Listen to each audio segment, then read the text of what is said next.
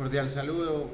Hoy en la clase de Pensar la Historia vamos a continuar con esta introducción a los conceptos principales y también hablar un poco de lo que habíamos logrado en la clase anterior, en donde hablamos del programa del curso, de las expectativas, y también iniciamos la primera unidad, que es sobre el tema del reparto colonial, algo muy importante para entender los hechos que sucedieron en el siglo XX.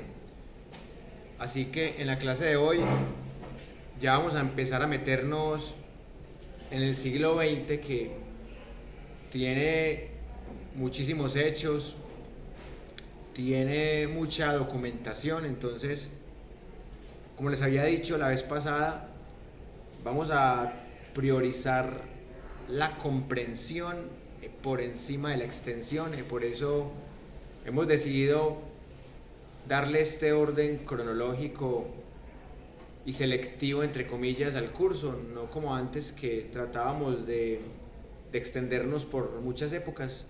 Esta vez vamos a tratar de comprender básicamente lo que ha pasado en los últimos 122 años, y definitivamente hay hechos que permiten la metodología de la brújula, que es partir del presente y tratar de encontrar en el pasado las explicaciones de esos hechos que en este momento están sucediendo. Y para iniciar, solamente les voy a poner tres ejemplos de cómo se puede pensar la historia partiendo desde lo que estamos viviendo en este momento en el mundo y en Colombia. Empecemos con un hecho que se va a dar hoy en Estados Unidos, que es la famosa Cumbre de las Américas. En el caso de esta cumbre, hay tres países que no están invitados, que son Cuba, Venezuela y Nicaragua. La primera pregunta que uno podría hacerse es: ¿por qué Estados Unidos no invita a esos tres países? Es un hecho que apenas va a suceder hoy, porque la cumbre apenas empieza hoy, pero uno tendría que estudiar la historia de estos cuatro países para comprender, para tener argumentos de por qué Estados Unidos los invita a todos menos a estos tres. Y también está el caso de países como México, que están invitados, pero que no quieren ir como forma de protesta por esta exclusión del gobierno de los Estados Unidos de América.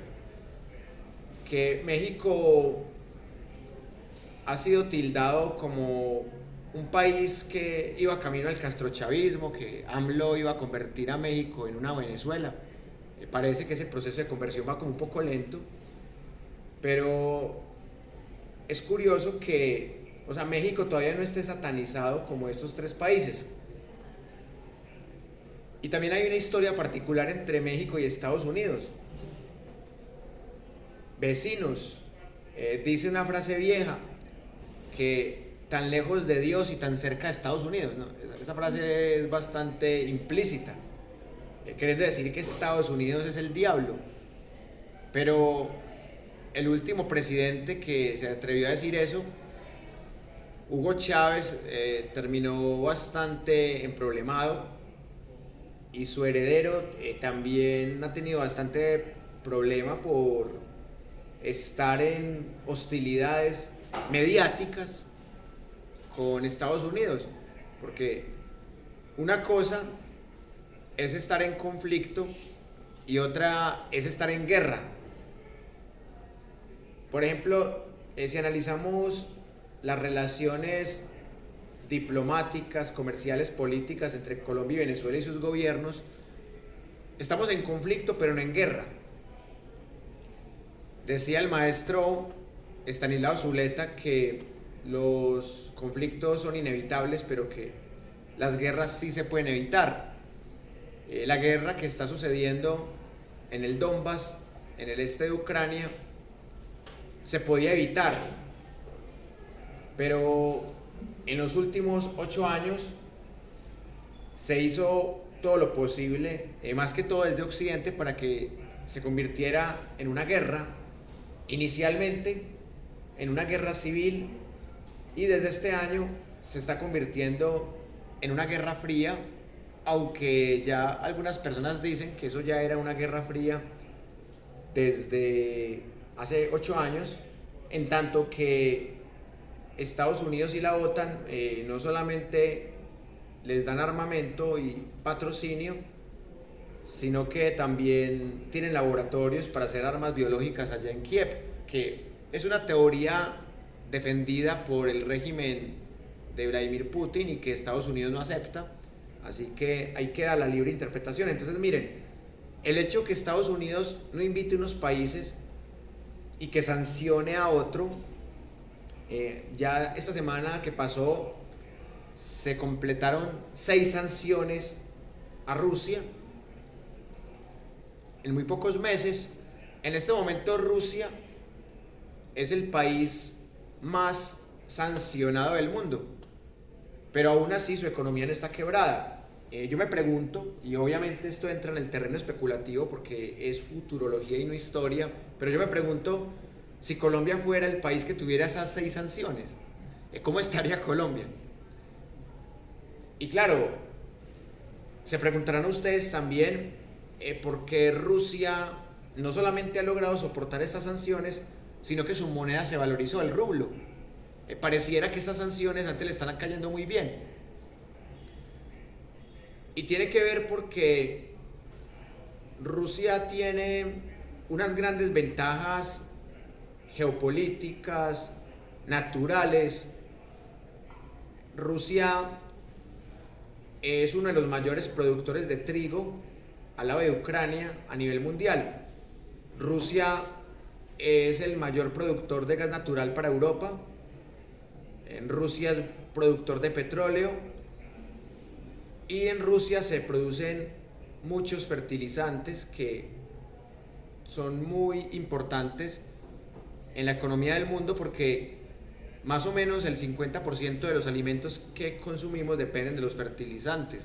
Entonces, estas 4 razones, más que Rusia ha adoptado unas políticas proteccionistas en las que ha tratado que su economía no dependa tanto del exterior y que tiene todavía países que comercian con ellos, como China.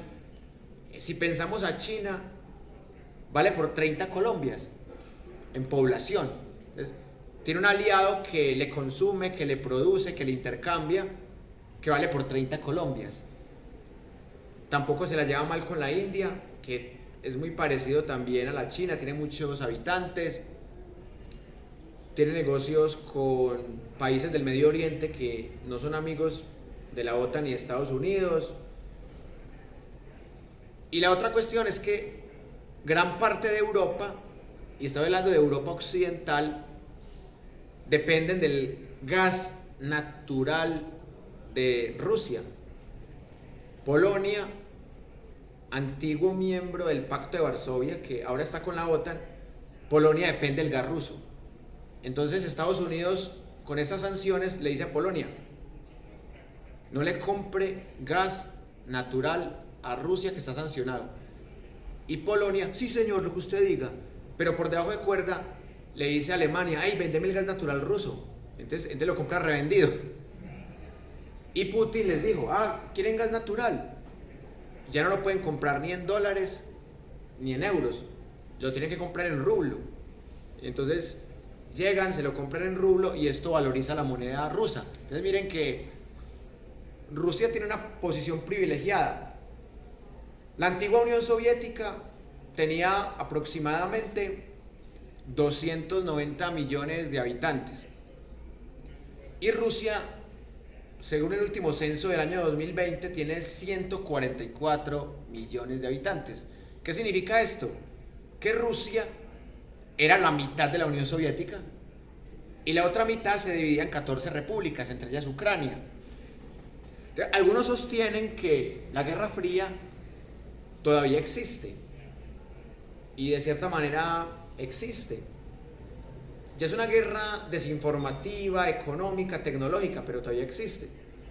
Y otras personas sostienen que en Rusia hay un sentimiento de nostalgia por la Unión Soviética. O sea, ellos todavía creen que se puede revivir ese conjunto de repúblicas, ya no socialistas, pero sí capitalistas. O sea, que de manera capitalista se puede revivir ese sentimiento de unidad entre los pueblos soviéticos y eslavos y bálticos y también asiáticos, porque había 5 países asiáticos que también pertenecían a la Unión Soviética. Países muy desconocidos como Kazajistán, Uzbekistán, Turkmenistán, también le pertenecían a la Unión Soviética. Y yo creía que era una teoría falsa, ni siquiera conspirativa. Yo ya la daba como una teoría falsa hasta que empecé a ver canales rusos y me di cuenta que el 9 de mayo hacen un desfile, hacen una fiesta recordando la Gran Guerra, que fue para los rusos una guerra interna que tuvieron con los nazis entre junio de 1941 y mayo de 1945. Eso en la historia rusa se llama la Gran Guerra Patria. Y suena muy loco que lo que acá en Occidente contamos como parte de la Segunda Guerra Mundial, ellos en su metarrelato historiográfico lo cuentan como la Gran Guerra Patria, de orgullo patrio. Porque ellos dicen que se demoraron casi 4 años, faltó un mes para que se ajustaran los 4 años de enfrentamiento con el ejército nazi, que era el más poderoso del mundo, y que ellos derrotaron al ejército nazi. Y en esos 6 años que duró la Segunda Guerra Mundial, un poco menos de 6 años, murieron 27 millones de soviéticos. O sea que fue este país el que perdió más población en la Segunda Guerra Mundial. Prácticamente el 50% de los muertos en la Segunda Guerra Mundial eran soviéticos. Entonces, ellos pusieron la mitad de los muertos. Estados Unidos ni siquiera puso 1 millón de muertos. Entonces, Estados Unidos fue el gran ganador, porque miren, no perdió ni siquiera 1 millón de personas, perdió unos cuantos miles de militares, nada más.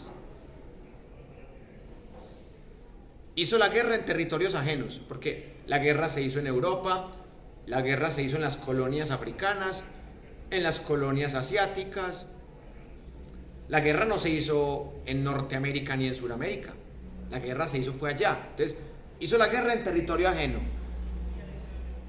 y perdió muy poca gente, mientras que los soviéticos perdieron 27 millones, ellos a lo sumo perdieron 400.000 soldados, a lo sumo, y entraron tarde a la guerra también.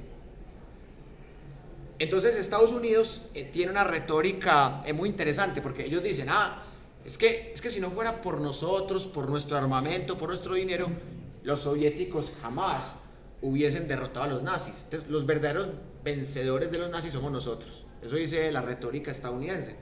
Por el contrario, la retórica rusa dice, los Estados Unidos es cierto que nos aportaron armamento y nos hicieron préstamos, y hasta el año 2004 les tuvimos que pagar eso. Fue un préstamo, pero los que pusimos la gente para que muriera, los héroes de la patria para que murieran contra los nazis, fuimos nosotros.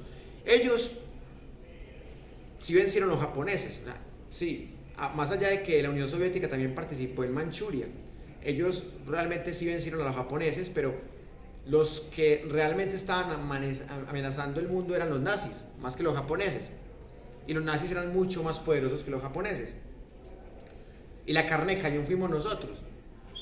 Entonces ellos dicen, ¿cómo es que ponemos 27 millones de muertos? Y estos dicen que fue porque ellos nos prestaron la plata y armamento, que por eso ellos son los que ganaron.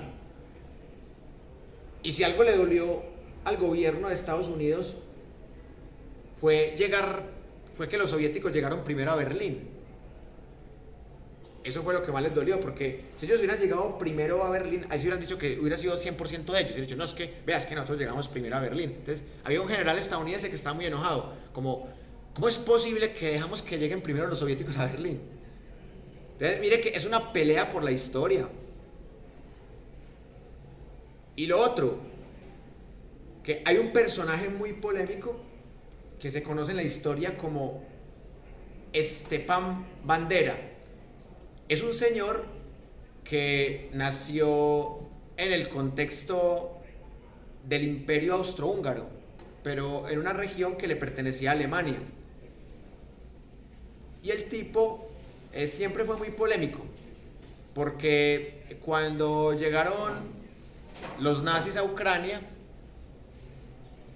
Stepan Bandera dijo, llegaron los salvadores, o sea, llegaron los que nos van a salvar de los dictadores soviéticos.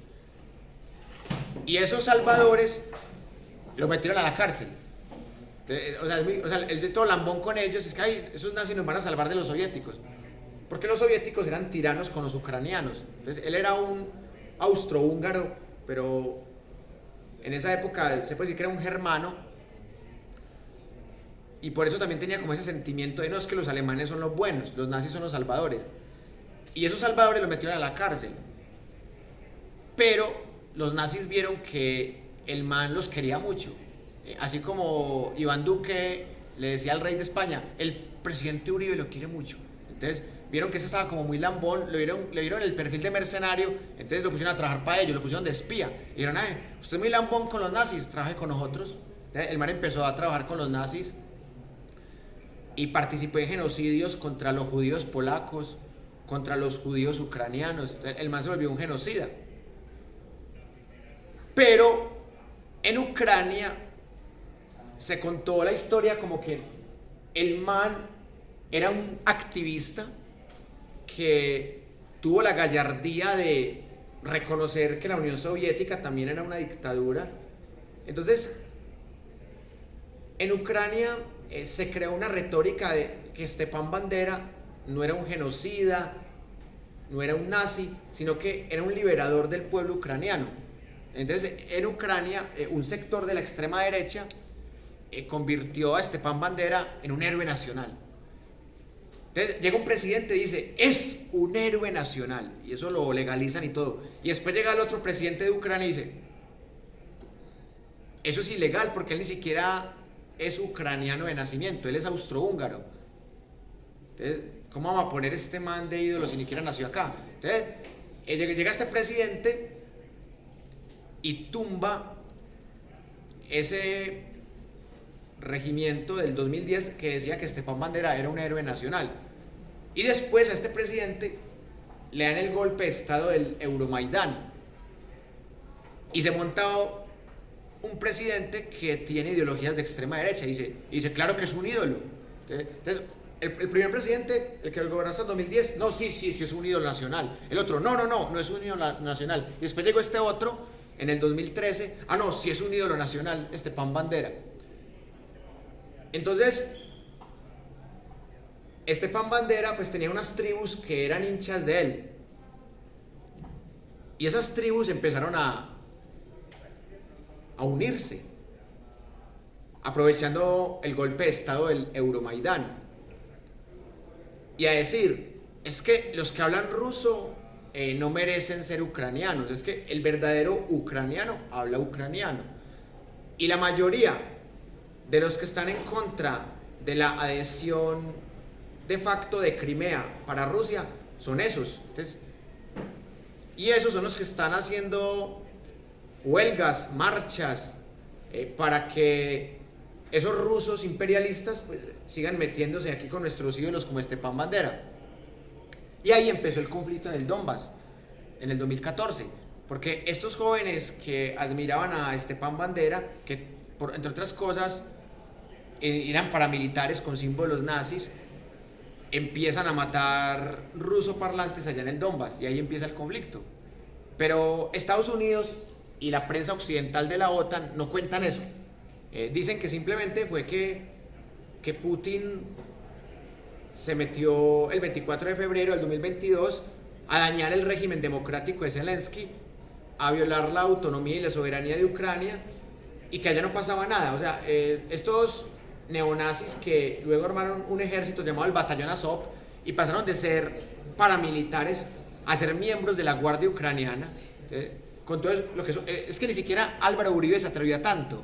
O sea, es como que Álvaro Uribe hubiera cogido a todos los desmovilizados del paramilitarismo y los hubiera vuelto miembros del Ejército Nacional. Entonces, o sea, ni es que ni Álvaro Uribe se atrevió a tanto. Álvaro Uribe los dejó por ahí que montaran sus bandas criminales, que las autodefensas gaitanistas de Colombia, llamadas también el Clan del Golfo, que las Águilas Negras, por ahí quedaron.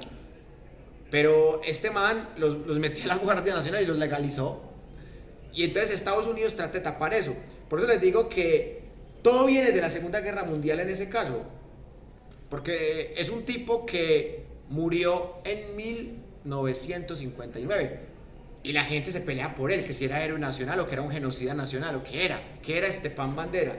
Y todo parte de ahí. Y por esa pelea, por la memoria histórica, han muerto miles de personas, tanto ucranianos que son rusoparlantes como ucranianos que no son rusoparlantes, y también están muriendo soldados de otros países. Están muriendo croatas que están peleando allá, y también están muriendo rusos que los tratan también de mercenarios. Por ejemplo, a los de Chechenia los tratan de mercenarios, pero lo que se les está olvidando es que Chechenia también le pertenece a la Federación Rusa. Recuerden que la Federación Rusa son 22 repúblicas y Chechenia es una de las 22 repúblicas. Con Crimea hay una pelea, porque miren, Estados Unidos y la OTAN dicen que Crimea le pertenece a Ucrania. Rusia dice que Crimea le pertenece a Rusia. Y los de Crimea dicen, nosotros le pertenecemos a Rusia. O sea que Crimea legalmente es de Ucrania, pero de facto es de Rusia. Lo mismo que una ciudad que se llama Sebastopol, que es un puerto muy importante. Entonces es muy charro, que eso también hace parte del condimento del conflicto. Pero a mí lo que me preocupa no es que Putin tenga la razón o no la tenga, o que Estados Unidos tenga la razón o que no la tenga. A mí lo que me preocupa es que solamente nos están mostrando una cara de la moneda. Entonces nos muestran, miren, esos son los terroristas chechenos que llegaron a Ucrania. Miren, son peligrosísimos esos terroristas chechenos. Esa es la mirada occidental. Pero esos medios occidentales no nos dicen, miren, esos terroristas Azov llevan 8 años en el Donbass, en el Lugansk y en el Donetsk, que son la Ucrania oriental, y han matado civiles. O sea, eso no lo muestran los medios occidentales. Y también los medios rusos muestran a los chechenos como héroes. En estos días Russia Today presentó un documental en donde entrevistaban a los soldados de Chechenia y los hacían ver como héroes. Entonces miren, mientras que Ucrania, Estados Unidos y la OTAN dicen que el batallón Azov son héroes, también los medios rusos como Sputnik, como Russia Today, como Telesur, que también es un medio que está a favor de esa retórica, dicen que los chechenos son héroes, que salvaron a Mariupol de los nazis Azov. Entonces miren, solamente para eso es importante la historia, para uno ver cómo lo están manipulando, para saber de dónde vienen los conflictos. Y quiero rematar esta primera parte diciendo algo. Hay gente que dice, hablemos de Colombia, hombre. A nosotros, ¿qué nos importa Ucrania? ¿Qué nos importa Rusia? ¿Qué nos importa Estados Unidos? Eso no tiene nada que ver con nosotros. Falso. En este momento, Estados Unidos tiene la peor inflación de los últimos 42 años, con todo y lo potencia que es Estados Unidos. Colombia tiene la peor inflación de los últimos 24 años. O sea, estamos hablando de cifras económicas que nadie está discutiendo.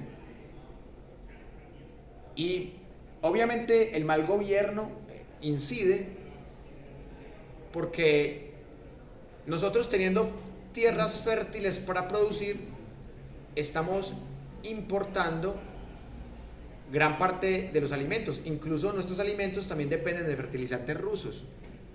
Entonces, si el huevo está tan caro, es que, no es porque el huevo sea alemán. No, el huevo está caro porque los fertilizantes están caros. Y los fertilizantes están caros porque están escasos.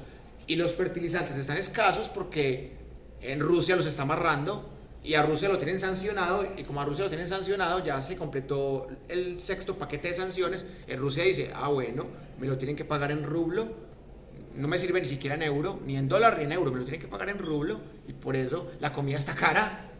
Entonces eso sí nos importa. Y quiero terminar con un último comentario. Hay gente que no le presta atención a que Colombia sea socio, no miembro de la OTAN. Hay gente que no le presta atención a eso.